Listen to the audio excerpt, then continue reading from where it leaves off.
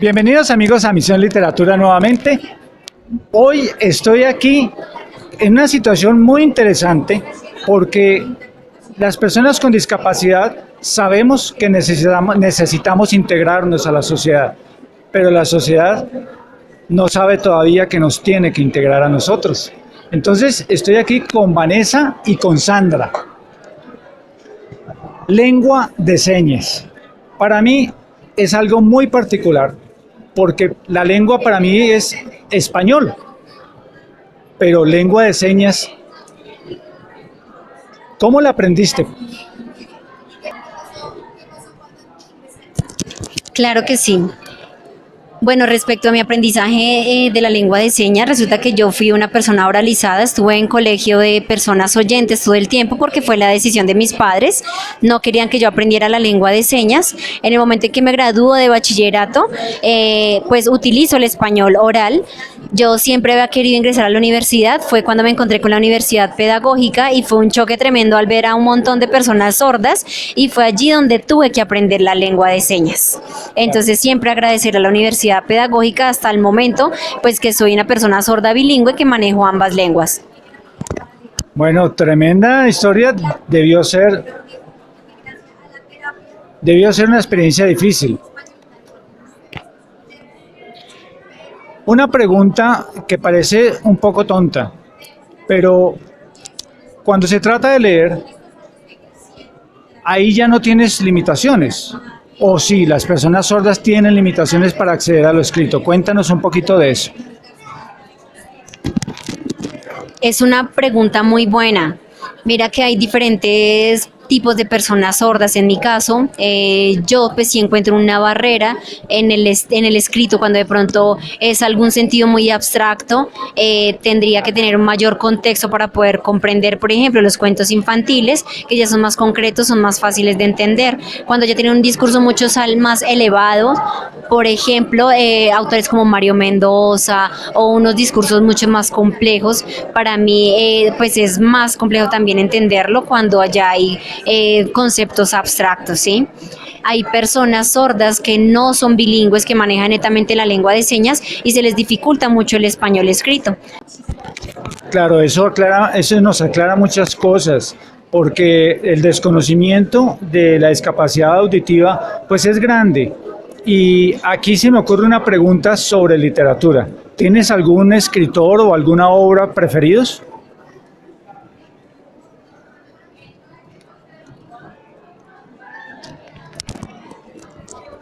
Bueno, en cuanto tengo dos autores preferidos. Por ejemplo, está el cuento de los hermanos Grimm. Esta literatura pues es como ya de conocimiento universal, a mí me encanta. También me encanta el autor Gabriel García Márquez, algunos de sus libros le he tenido la oportunidad de leerlos, me generan bastante reflexión respecto a la vida. Entonces yo diría que están estos dos componentes, estos dos aspectos que me encantan. Bueno, ya para terminar, los hermanos Grimm también son mis favoritos. En mi caso es evidente la discapacidad. Tengo unos bastones, pero en el caso de la discapacidad auditiva, a menos que usen un audífono muy evidente, no se nota. ¿Eso cómo se maneja? Porque en el bus, en la calle, debe ser complejo. Cuéntanos un poco de eso y con eso cerramos.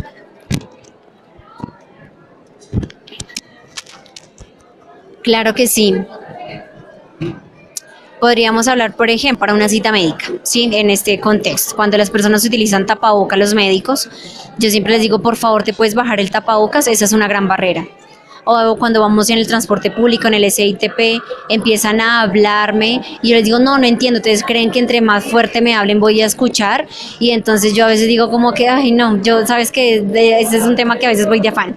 O por ejemplo en una tienda, en un restaurante, no logro entender muchas veces la barrera comunicativa que está allí presente.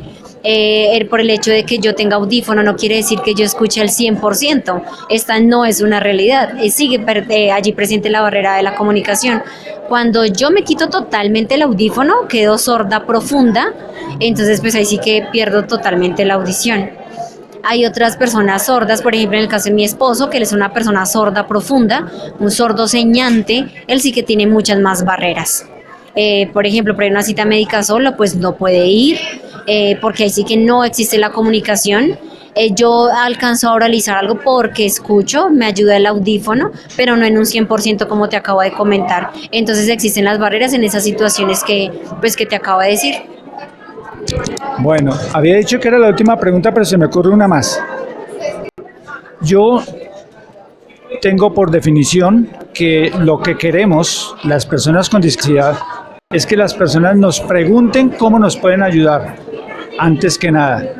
Y que lo que queremos es autonomía, no queremos ayuda porque sí, queremos autonomía. ¿Tú qué opinas de eso?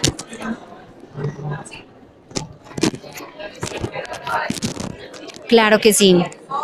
En algunas situaciones, cuando la comunicación no se da de forma clara, la persona sí se puede acercar y preguntar, ven, te puedo ayudar, yo sé algo de lengua de señas. Siempre que ofrecen su ayuda de una manera decente y le avisan a uno, es una manera cómoda de aceptar esta ayuda. Hay personas que no son tan, digamos, proficientes en lengua de señas, pero ofrecen su ayuda y se agradece. O cuando, por ejemplo, utilizan el español y hay momentos en que uno se da cuenta que están agregando a la información o que de manera intrometida ya quiere participar o asumen que es la respuesta de uno, eso sí es una manera en que se están aprovechando y no es una ayuda pertinente. Es mejor cuando ofrecen la ayuda y netamente son como puentes comunicativos y no toman nuestro lugar para tomar decisiones. Y también aunado a ello, en el caso de, por ejemplo, en la EPS, lo que te comentaba para las citas médicas, cuando dice, mira, yo soy una persona sorda, por favor te puedes bajar el tapabocas, o mira, yo voy a hacer una videollamada para que mi intérprete me acompañe a la cita. Hay médicos que son muy amables y lo permiten, hay otros que dicen no, entonces pues la herramienta comunicativa no está allí presente porque no permiten la videollamada. Entonces se puede utilizar el español escrito de forma básica, sencilla, o también bajarse en el tapabocas, pero eso depende de la voluntad también del médico. Te agradezco mucho la apertura a los espacios, te agradezco mucho que compartas tu experiencia. Espero que esta entrevista sirva para que los demás nos sensibilicemos con el tipo de situación que tienes que manejar a diario. Te deseo muchos éxitos y eres una persona que me edifica y construye en persona. Con tu permiso, quisiera hacerle una pregunta a la intérprete. Sí, claro que sí. Sandra. Vanessa. Vanessa, bueno. Cuando llegamos aquí, tú explicabas que uno puede aprender lengua de señas aquí en Bogotá, al menos lo básico. Háblanos un poco de eso, por favor. Claro que sí. En Biblored, la red digital de bibliotecas públicas, tenemos espacios gratuitos para toda la ciudadanía, como lo es los talleres de lengua de señas y el club de conversación en español y lengua de señas. Entonces, siempre en las bibliotecas públicas, los ciudadanos que se quieran acercar, con gusto estaremos allí esperándolos junto pues con las modelos lingüísticos, con Sandra y con Elsie. Y en mi caso, Vanessa, que yo pues estoy prestando el servicio de interpretación. Soy un puente comunicativo entre las personas sordas y oyentes. Vanessa, ¿es muy difícil aprender lengua de señas? Bueno, en cuanto al aprendizaje de lengua de señas es igual que cualquier otra lengua. Hay personas que sí tienen la habilidad, otras pues que se les complica más. Entonces depende de la competencia de cada uno. Pero sí, yo diría que más es de las habilidades de cada uno y sobre todo el contacto con la comunidad sorda.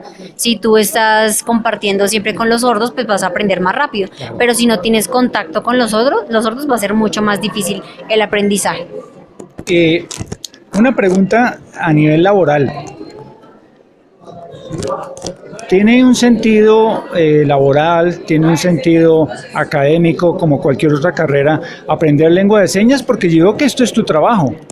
¿Cómo les va con eso? Yo los veo en todos los eventos. Claro que sí. Los intérpretes hace poco ya tenemos la profesionalidad aquí en Colombia. Antes no existía esta carrera. Era como de una manera muy como empírica que íbamos aprendiendo y junto con el apoyo de la comunidad sorda nos íbamos formando. Entonces es muy bueno que ya esos espacios académicos educativos de nivel superior se estén dando para todos los intérpretes en Colombia y claro que sí, el objetivo obviamente es siempre ser el puente comunicativo, ofrecer este apoyo comunicativo a las personas sordas, tanto de manera para favorecer a la sociedad, que exista un cambio, una mayor inclusión, como también pues una forma de ganarnos pues la vida también. ¿Y dónde puedo aprender profesionalmente? O sea, si yo quiero hacer de esto mi carrera y no solamente ayudarle a las personas sordas, sino realmente desarrollarme en este medio, ¿qué debo hacer? ¿Dónde podría aprenderlo en Colombia? Bueno, aquí en Bogotá está la Universidad del Bosque, sé que en Cali está la Universidad del Valle, en Medellín está el ITM, entonces pues hasta el momento tengo conocimiento de esos tres lugares y del resto ya hay cursos como tal en la Federación Nacional para Sordos, pero pues ya a nivel profesional en las tres universidades que te comento. No sé si en el momento haya en otras universidades, pero son las tres que conozco. Bueno, muchísimas gracias a ambas. Me siento muy contento de haberlas encontrado hoy. Amigos de Misión Literatura, lengua de señas. ¿Una nueva forma? No. Una forma muy antigua que tenemos que aprender para expresarnos y ser incluyentes. Vale, gracias, muchas gracias por haberme invitado en este espacio de la entrevista. A ustedes. Y ojalá que bueno puedan asistir a Bilorred a los talleres gratuitos de lengua de señas. Gracias.